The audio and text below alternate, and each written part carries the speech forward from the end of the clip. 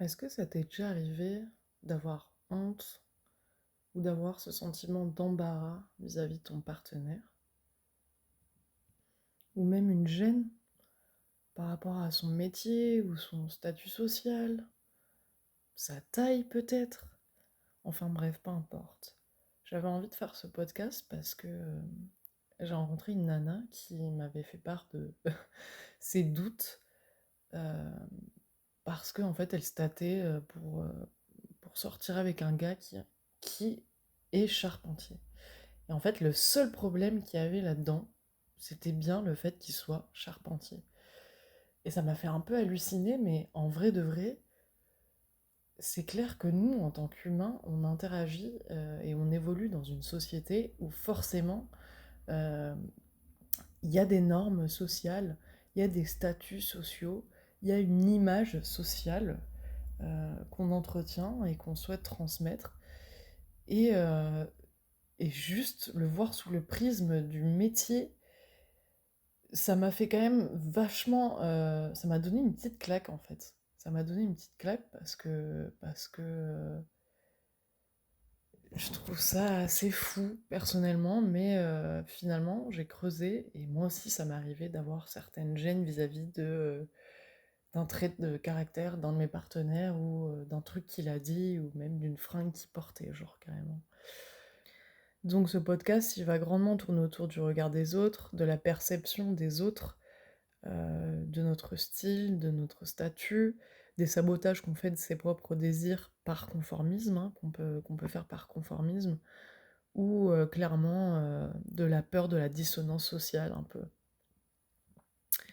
de se sentir en décalage en fait avec la société, la société, ou tout simplement ce qu'elle attend de manière générale de nous en fait. La société ou bien notre cercle privé, familial, ami, peu importe. On englobe tout ici. Mais donc, ouais, pour bien comprendre ce phénomène, en fait, il faut tout simplement revenir aux bases et penser à l'influence des normes et de l'image sociale euh, qui sont même genrées, hein, de base. Par exemple, être plus petite que son mec, ou que le mec doit être forcément viril, donc un mec in touch avec sa touche féminine, tu vois, ça va être un peu zarbi.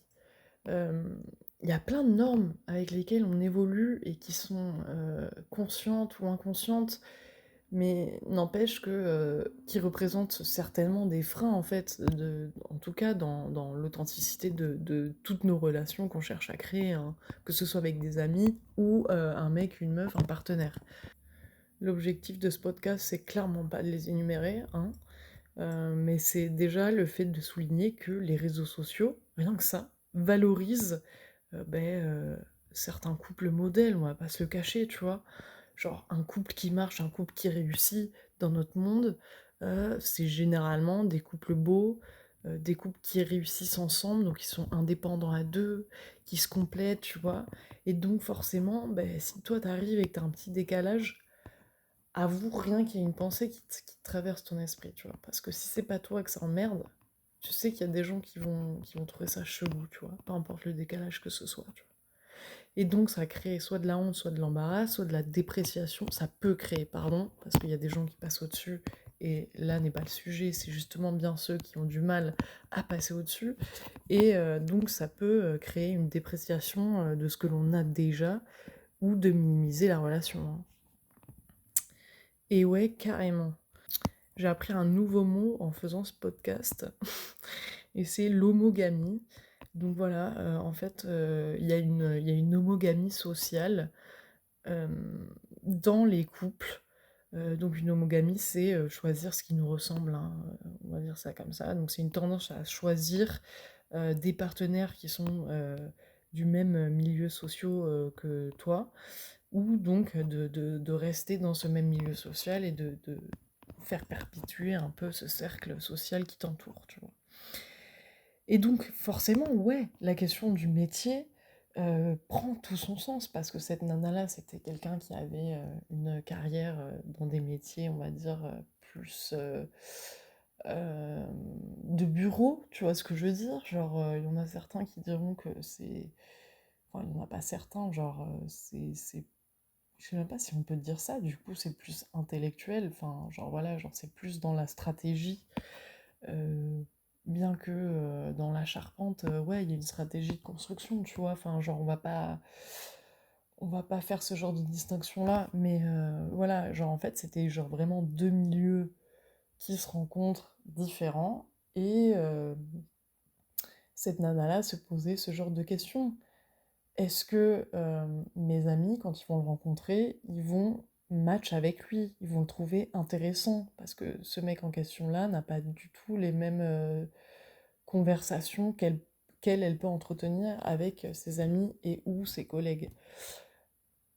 Et donc voilà, en fait, c'était plus la perception des autres et non pas sa propre relation avec le gars.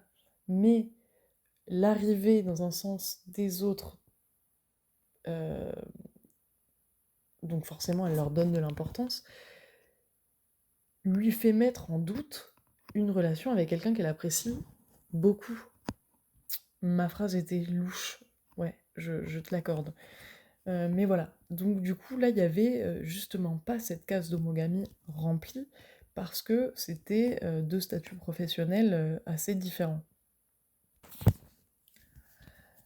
Et donc, euh, il y a aussi ce truc qui rentre en jeu que dans les attentes sociales, pour un homme, il faut être en général pourvoyeur financier, du foyer. Dieu merci, ça se déconstruit à chaque fois, de plus en plus. Mais en tout cas, dans cette relation-là, bah, ce sujet euh, a traversé l'esprit.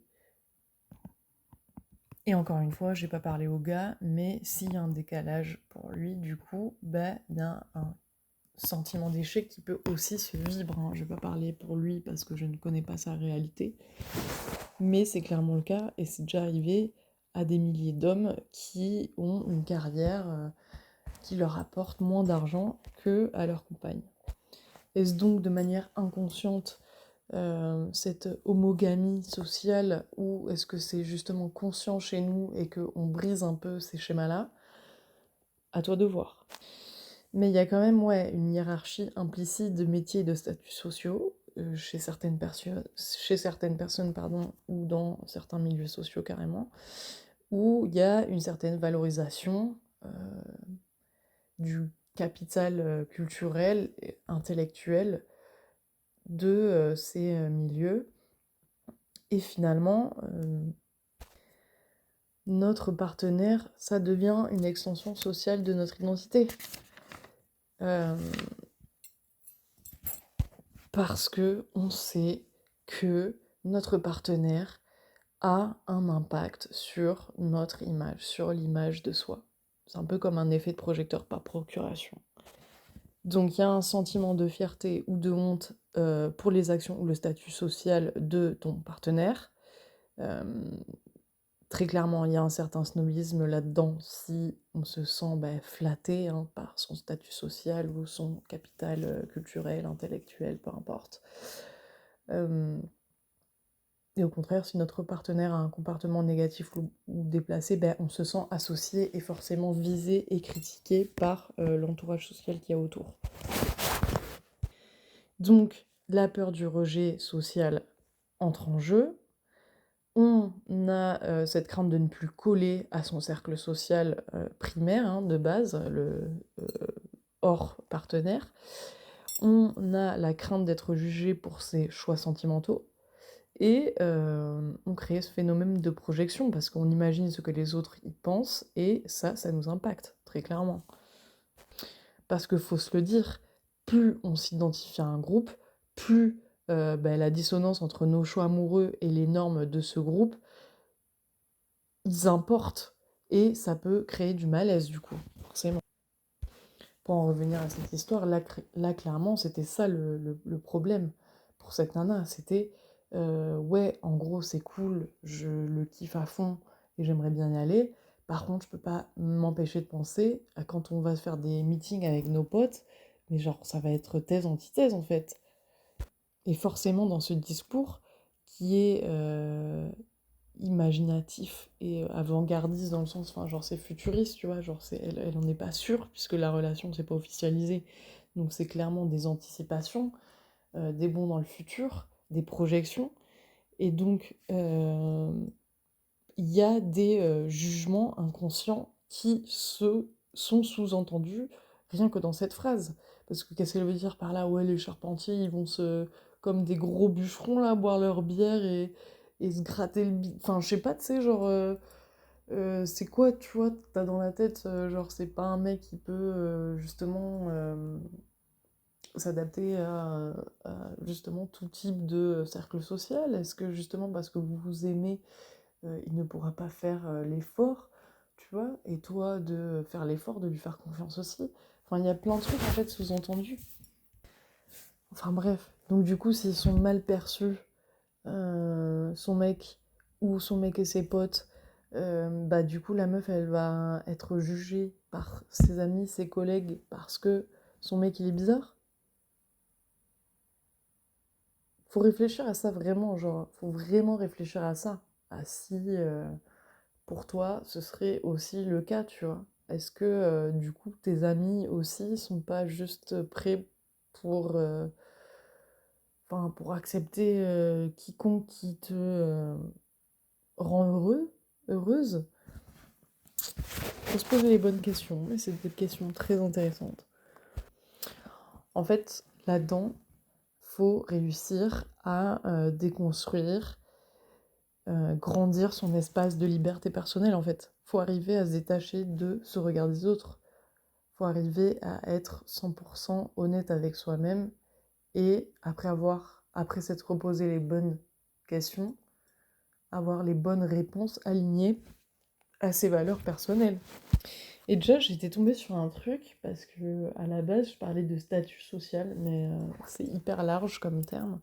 Et en fait, je suis tombée sur un truc de Bourdieu qui parlait de capital symbolique. Alors, je vais check sur Google parce que j'avoue, j'ai pas fait de deeper research. So, let me be one sec. Voilà, donc capital symbolique désigne toute forme de capital ayant une reconnaissance particulière au sein de la société, hein, c'est un concept que l'on doit au sociologue Pierre Bourdieu. Euh,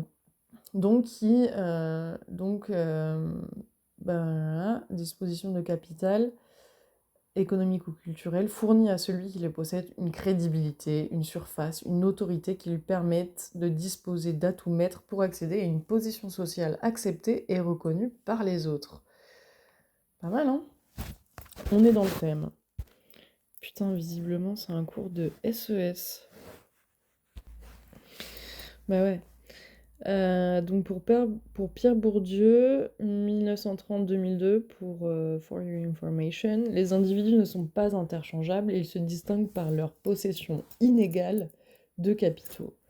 Ils ont défini 4 formes économiques, donc l'ensemble des richesses d'un individu, revenu, patrimoine, culturel, l'ensemble des savoirs, des savoir-être, des diplômes et des biens culturels possédés.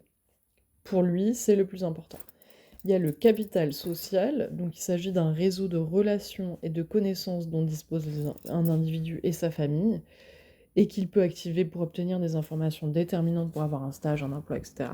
Et symbolique, donc il valide un certain prestige social correspondant au rayonnement des individus dans la société.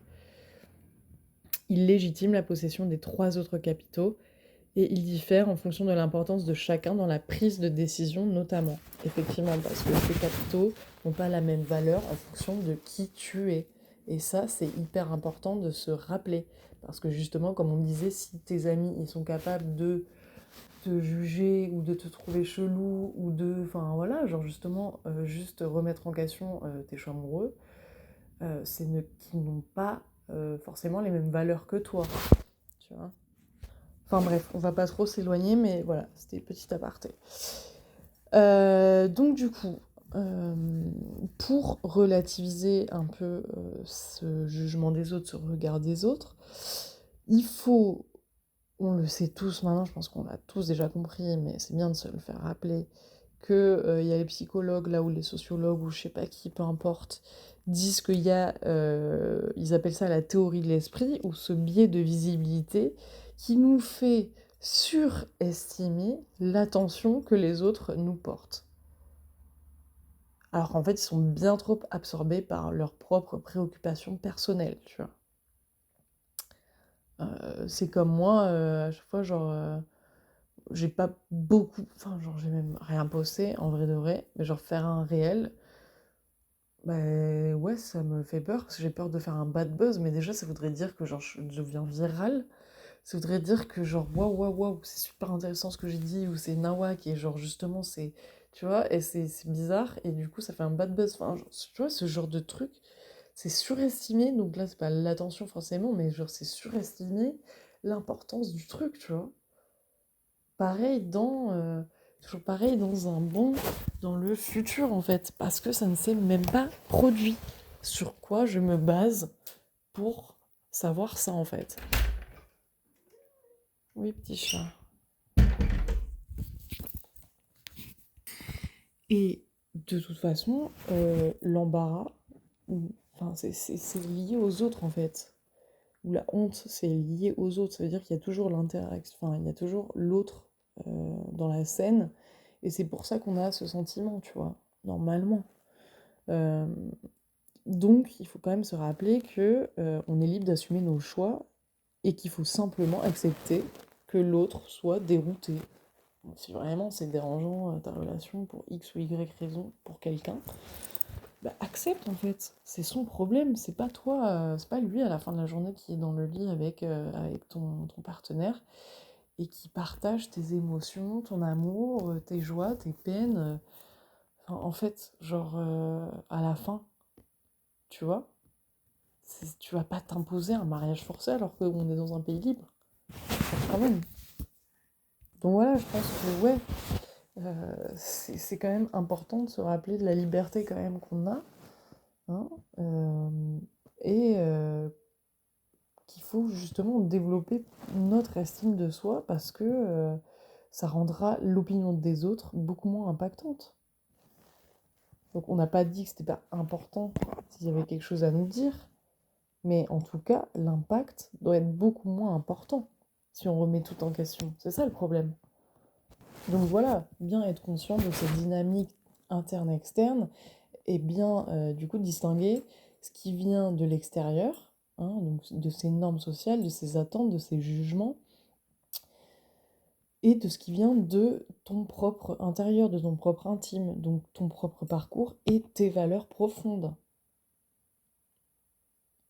Parce que la honte, ça peut être un signal, on est d'accord, hein, on reste toujours ouvert à ce que les autres peuvent nous dire, dans la limite du raisonnable, mais la honte, ça n'est pas une fatalité. Donc c'est encore une fois à toi de faire le travail d'introspection nécessaire pour identifier pardon, euh, ce que tu projettes sur ton partenaire, ce que tu peux projeter. Donc je pense que s'il y a un problème de ce type dans ta relation, il n'y a pas de solution miracle en fait. Je vais te saouler avec la réponse. Tu la connais, ça commence par un C, ça finit par cation. Parce que c'est la communication en fait. Il n'y a que... il y a que comme ça que ça pourra marcher, tu vois. Enfin, il faudrait être honnête au bout d'un moment, à part si t'as envie d'inventer un mytho parce que tu peux vraiment pas avec cette relation, tu vois. Mais sinon, c'est la communication de base. Ouais, ben moi je suis pas trop à l'aise avec euh, ce comportement, cette attitude dans ce contexte particulier. Voilà, j'aimerais plus de douceur, plus de je sais pas quoi. Où je trouve que je vais pas faire développer des situations, tu vois. Mais genre, si c'est quelqu'un, enfin forcément, c'est quelqu'un que tu apprécies, que tu aimes, que tu valorises, il faut montrer ton intérêt, ton soutien envers cette personne et pas la délaisser par rapport à un truc qui vient de l'extérieur, c'est-à-dire un jugement externe, une attente sociétale ou une norme sociale qui vient selon toi ou selon d'autres qui te l'auront fait dire, qui te l'auront dit, pardon, que ça vient salir ton image personnelle. Mais selon qui et à quel prix, en fait. Voilà. Ou sinon, fais une thérapie de couple, ou j'en sais rien, ou fais une thérapie si vraiment tu as du mal à te détacher de ce que les autres peuvent penser à ce point, de ne pas choisir de te mettre en relation avec quelqu'un de manière authentique et amoureuse, quoi, genre fidèle, tu peux aussi, toi, envisager de faire un travail d'introspection plus professionnel avec quelqu'un, tu vois. Bon, en tout cas, moi, I stand by that. Je choisis mon mec en fonction de son essence et pas de son apparence. Oui, parce que je suis hétérosexuelle. Donc, mon mec,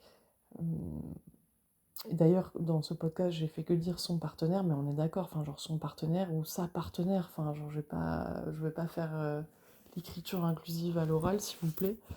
Mais voilà, genre, ouais, non, c'est genre l'essence, pas l'apparence. L'essence, pas l'apparence. Et de toute façon, il faut aussi redéfinir. Donc, une fois que tu as, pour déconstruire, tu as, le fait de relativiser et le fait de redéfinir aussi, bien évidemment. Donc, il faut reconnaître que chaque relation est singulière et se concentrer sur ce que toi tu construis avec ton partenaire, ce que vous construisez ensemble, tu vois, et dépasser les préjugés et embrasser l'authenticité de votre relation. Faites-vous kiffer, continuez de vous faire kiffer, peu importe ce que dit Paul, Pierre ou Jacques, tu vois. Parce que l'amour, ça se mesure pas à l'image qu'il renvoie. Ça, c'est hyper important. L'amour ne se mesure pas à l'image qu'il renvoie. De toute façon, on ne sait jamais exactement ce qui se passe euh, en huis clos dans une relation, en fait. C'est-à-dire que un couple super timide peut se taper v'là les barres et faire les trucs les plus weird et au final t'apprends qu'ils sont échangistes alors qu'au final, on dirait pas, tu vois. Ou, enfin bref, on sait jamais ce qui peut se passer. Ne pas tomber trop vite aussi dans les jugements. C'est important. Ça, c'est un conseil de tous les jours, vraiment bas de gamme, parce que vous devriez tous le savoir, et moi aussi la première. Mais, ouais, on sait jamais ce qui se passe. Donc déjà, critiquer un truc que t'es jamais vraiment à 100% sûr, parce que c'est deux personnes que tu connais pas et sur lequel tu es en train de imaginer X ou Y de leur relation et tu trouves ça chelou, en vrai tu sais pas. En vrai tu ne sais pas ce qui se passe. Parce que l'image qu'il renvoie n'est pas euh, forcément la réalité de la relation en elle-même et de toute façon l'amour ne se mesure pas à l'image. Encore une fois, choisis ton ou ta partenaire pour son essence, pas son apparence. Sinon, tu choisis une image et sinon, on revient à l'homogamie. Et donc, tu choisis quelqu'un parce que son métier, c'est ça, donc c'est trop stylé. Donc, il a du pognon, donc il met des petits blazers, ou ça peut être l'inverse, tu vois, enfin voilà, peu importe. Tu vois, enfin, genre, peu importe si tu sens bien, c'est le plus important. Mais s'il te plaît, le statut social, je trouve ça ouf en fait. Enfin, après, moi, j'ai toujours été une personne qui, justement, aime tout ce qui est différent. Enfin, genre, les cultures étrangères. J'ai voyagé énormément. J'aime. Enfin, anyways, genre, je vais chercher toujours à voir, en fait, dans ma vie moi-même, en tant que. Enfin, genre, pour ma culture personnelle, pour mes savoirs personnels, euh, parce que la vie, j'ai envie de la vivre comme ça, en étant, voilà, en découvrant le plus de choses personnelles. J'ai pas une tendance à l'homogamie dans mes amitiés et dans mes amours, très clairement. Donc, c'est pas un truc qui, de base, enfin, que je ferais, tu vois. Mais, bah, du coup, voilà, j'en ai eu la preuve, quoi, que ça percute des gens. Et pour autant, c'est pas le sujet non plus, mais oui, moi aussi, j'ai eu honte de certains trucs chez mes ex. Voilà. Je crois que c'était par rapport aux fringues, en vrai. Vraiment, c'était par rapport aux fringues, mais c'était plus en mode, des taches dégueulasses, alors qu'on était dans un bar, quoi. Genre, c'était pas genre ce qu'ils portaient, c'était vraiment genre la saleté du truc. Alors qu'on allait juste dans un bar et genre, c'était pas pour mes potes, quoi. C'était juste vraiment les gens dans la rue. Ça me gênait, en fait. Et je disais, ah, mais frérot, tu fais quoi? Genre, c'est quoi ton blême là? Genre, tu peux pas mettre ton truc à la machine? Ah oui, mais c'est des tâches qui partent pas. Enfin, bref, ça m'a fait péter un plomb, tu vois. C'est vraiment l'exemple premier qui m'a à l'esprit comme ça. Anyways. Par contre, si la honte ou l'embarras persiste, parce que y a trop de désalignement sur vos valeurs clés, comme votre mode de vie ou vos projets d'avenir, là, ouais, c'est nécessaire du coup de réévaluer l'engagement. La séparation, c'est clairement, si ça marche pas, c'est clairement un acte d'amour que tu peux te faire envers toi-même, tu vois. Envers la personne, si vous savez que vous allez nulle part, la vérité, genre, faites-vous du bien, genre, faites-vous, voilà, soyez honnête, séparez-vous. Voilà. Si ça va nulle part, genre, ça sert à quoi? Enfin bref, je suis personne hein, pour dire de quitter une relation où apparemment c'est pas satisfaisant. Mais ça me paraît tellement. Ça me paraît tellement logique. Bref. En tout cas, je sais que c'est pas facile. Et c'est pour ça que j'insiste quand même, l'essence et pas l'apparence. Pour moi, c'est une de mes valeurs la plus fondamentale en fait. Parce que, ouais, l'amour, c'est pas un espace de validation extérieure. Ça n'a jamais été le cas. Oh my god, mais comment j'y ai pas pensé en fait? Mais bien sûr que si. Mais bien sûr que si. Mais c'est le même ex d'ailleurs. Le pauvre. Ah putain. Euh, le fait est que, genre, mes grands-parents, ils sont racistes, on va pas se le cacher. Et j'osais pas lui présenter parce qu'il était noir. Enfin, il est noir. Et du coup, ça m'a. En fait, genre, j'ai voulu me préserver moi parce que j'avais pas envie d'avoir faire à leurs commentaires, leurs jugements. J'avais peur d'être mal à l'aise lors du moment de la présentation. J'avais peur que eux ils disent un truc qui le blesse lui. Donc j'avais l'impression que je faisais ça aussi pour le protéger. Sauf que soyons honnêtes, il en a souffert de ouf. Et je lui disais, hein, il le savait très clairement que c'était pour ça. Hein. Oh mon dieu, mon cher ami. La peur de ma vie. La peur de ma vie. La peur de ma vie. La peur de ma vie. Oh waouh. Bref, c'était intense. Je suis choquée. Elle en ramène pas souvent, c'est pour ça. Bref, et donc du coup, ouais, je l'ai fait souffrir, j'en ai souffert. J'en ai vraiment souffert aussi. Et j'ai regretté. J'ai regretté parce que finalement, je l'ai présenté. Donc la première fois, je l'avais présenté comme un ami. On était avec d'autres amis. Et, enfin, genre, je l'avais même pas présenté. Genre, j'étais là en mode devant la piscine. Voici ma pote Clara Lou, Marguerite et Gaëto. Et, et voilà, enfin, je l'avais pas présenté, quoi.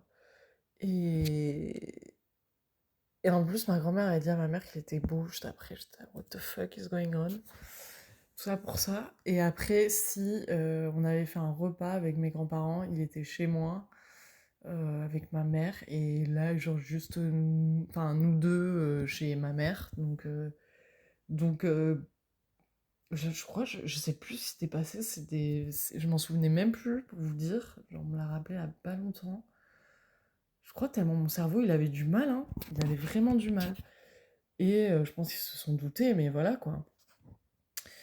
Et en fait, ouais, genre après toutes ces années, genre, j'ai regretté clairement, là, alors qu'il est, ouais, ne pas avoir su faire face à ma famille, pour montrer, en fait, sincèrement que j'aime cette personne, et c'est comme ça, et c'est pas autrement.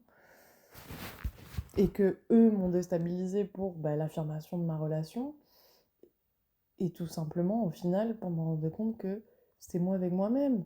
Parce que je savais très bien que mes grands-parents, ils sont ça, ça, ça, ça, ça. Mais pour autant, je l'ai jamais vraiment fait.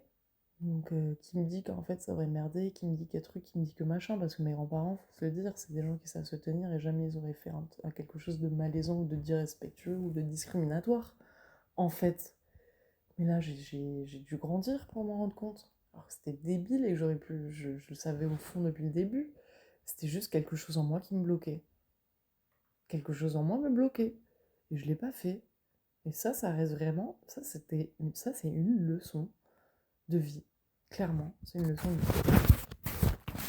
J'ai dû passer par ça pour apprendre que l'amour n'est pas un espace de validation extérieure et de dissimulation, voire et ou de domination. Mais où l'égalité, elle est possible si on est prêt justement à déconstruire tous ces mécanismes qui la menacent. Mais ouais, non, pas l'apparence, juste l'essence en fait. Juste l'essence. Parce que le risque, c'est quoi? C'est très clairement d'auto-saboter toutes tes relations, de rejeter une personne précieuse par peur du regard extérieur, de te priver d'expérience, d'expérimentation avec une personne avec qui tu pensais que ah mais ça va pas se faire, ça va pas ci, ça va pas machin, alors qu'en fait t'en sais rien. Parce que tu l'as pas vécu, tu l'as pas expérimenté. Tu te bloques avant de vivre le truc. Et donc, tu renforces tes barrières sociales, donc qui reproduisent ces formes d'inégalité et d'injustice et qui maintiennent la superficialité de tes relations sociales, tout simplement. Hardcore, hein, ce sujet. Hardcore, vraiment hardcore ce sujet. Mais genre, important de fou. Important de fou. Si ton mec est charpentier, sors avec ton mec charpentier. Voilà, genre, ils font des trucs de fou, les charpentiers. Ils subissent la chaleur, ils montent sur le toit.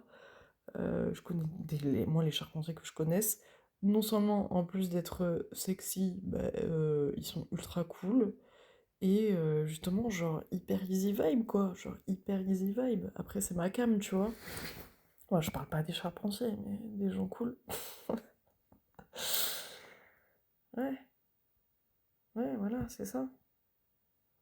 Et même moi inconsciemment, tu vois, genre c'est forcément, il me fera toujours des petits trucs, parce que j'allais dire, moi c'est plus, moi tu vois, pour le coup, ce serait plus mon style de mec, un charpentier qu'un banquier.